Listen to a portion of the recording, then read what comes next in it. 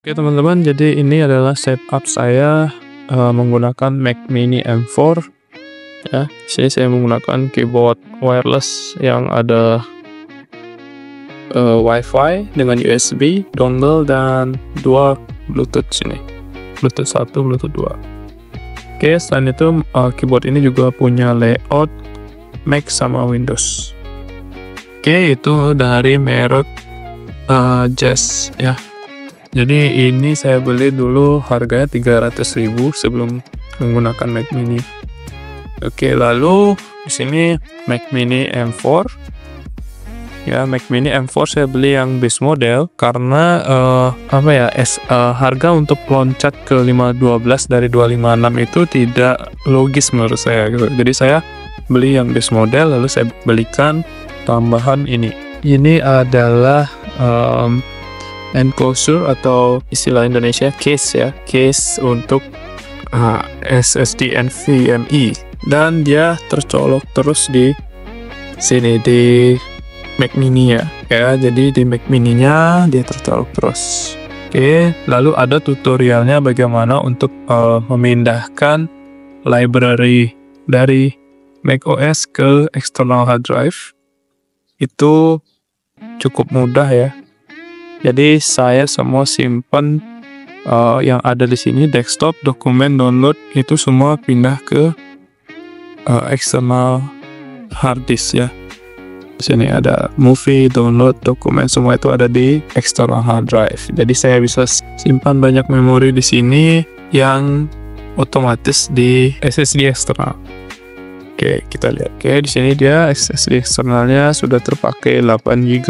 Lumayan kan? Di sini saya pakai SSD eksternal yang 512 cukup. Lalu berapa sih kecepatan dari SSD eksternalnya? Kita tes di sini. Saya pilih targetnya itu menggunakan SSD eksternalnya. Ya, ini NVMe yang saya lupa ya mereknya. Yang ini Acer AS22280P40. Saya beli 450.000. Jadi sangat lebih murah dibanding upgrade langsung ke 512. Oke, kita tes speednya. Ya, harusnya sih di iklannya itu 1000 MB per second. Karena saya pakai dongle saya pakai case NVMe yang belum Thunderbolt ya. Jadi speednya masih sekitar berapa Gbps gitu, yang maksimalnya cuma 1000 MB per second, megabyte per second, kurang lebih seperti ini. Kalau kita bandingkan dengan SSD internalnya ya, kita coba tes ini. Nah, internalnya itu 1900-an ya. Ya, sekitar segini. Oke, cukup. Ya, jadi itu kenapa saya ambil base model. Lalu di sini juga kebetulan punya monitor portable juga nih dari Asus ya, dari Asus. Dia cuma ada satu port di sini, port Type C yang support DisplayPort alternatif ya, jadi bisa direct power dan drive display. Jadi saya pakai ini untuk mobile. Jadi kemana-mana kalau saya kerja di luar itu saya bawa ini, ukurannya 15,6. Jadi cukup bawa ini satu, sama belakangnya juga bisa di mounting ke tripod seperti ini. Ya, jadi bisa ditaruh. Ya, memang agak ribet sih. Kenapa sih nggak beli laptop ya? Karena harga MacBook Pro untuk M4 itu lumayan tinggi ya. Saya juga kebetulan hemat budget ya, mau press budget di bawah berapa ya? Di bawah 18-an gitu. Kalau bisa biar dapat yang M4. Jadi seperti ini saya udah cukup. Saya bawa ini. Yang jelas bukan keyboard yang ini ya. Keyboard ini agak berat. Saya ada keyboard yang belinya itu murah di Shopee. Ya, jadi seperti ini keyboardnya, tipis. Dia pakai port Type C. Oke, dia pakai port Type C. Jadi ini sudah support layout dari si Mac.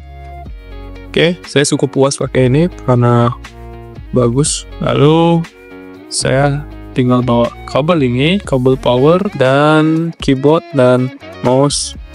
Ini mouse-nya si Logitech MX Master 3. Oke, untuk kualitas layar si Asus MB166C kalau nggak salah, MB166C.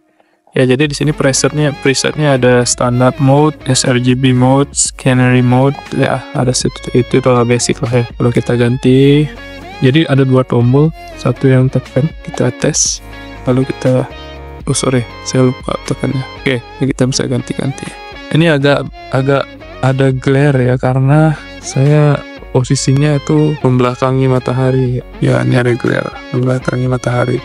Oke, ini saya dapat juga monitor di harga 1,6 ya, baru, karena ada potongan dari Tokopedia. Jadi saya bisa save beberapa ratus ribu. Jadi dijualnya itu 2.100.000 apa 2.300.000. Saya dapatnya 1.600.000-an nih, sekian gitu. Udah sama ongkir. Oke, lumayan ya. Dan juga Mac Mini ini waktu saya beli itu pre-order, tapi tokonya waktu itu ready stock ya. Saya dapat di 11.100.000 atau berapa gitu, atau 10.900.000 yang saya beli waktu 11.11 ya, waktu 11.11 saya beli, dan akhirnya saya mendapatkan 9.916.000 kalau nggak salah ya, itu potongannya. Jadi saya mendapat di bawah 10 juta.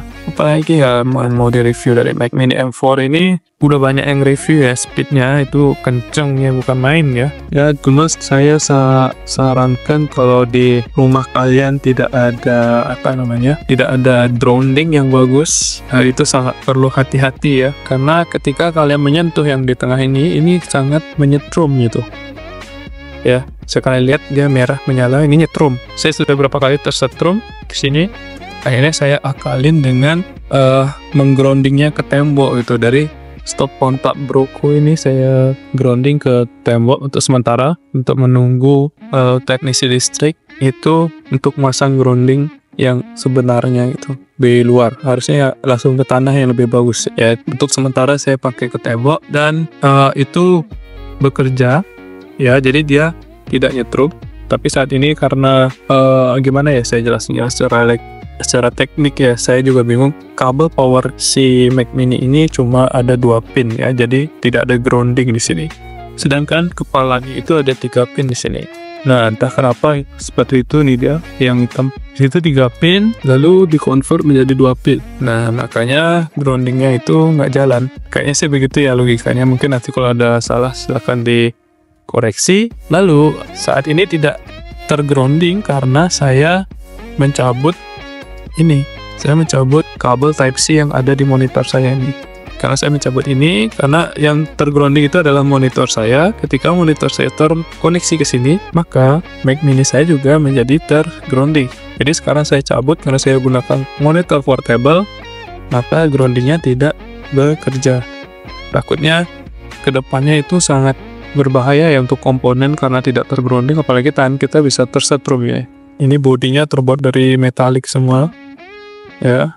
Ini kalau kalian tidak sengaja menyentuh ini bisa kesetrum gitu, hati-hati. Walaupun nggak keras ya, cuma bisa mengagetkan. Oke, mungkin itu aja sih minus dari bukan minus ya, ini karena instalasi listrik masing-masing ya. Selebihnya itu sangat puas ya penggunaan Mac Mini M4 di sini. Saya pakai yang beta itu bisa ada aplikasi ini, image background, jadi seperti sejenis AI yang untuk mengenerate sebuah gambar. Terus saya juga gunakan untuk emulasi di sini, pemain game itu nggak ada namanya nge-lag ya, jadi sungguh kenceng. Oke, mungkin sekian review atau sharing dari saya sebagai pengguna Mac Mini M4 ya. Mungkin itu aja. Jika kalian suka silahkan bagikan, jika kalian tidak suka silahkan dislike dan beri kritikan tentang video saya yang amatir ini.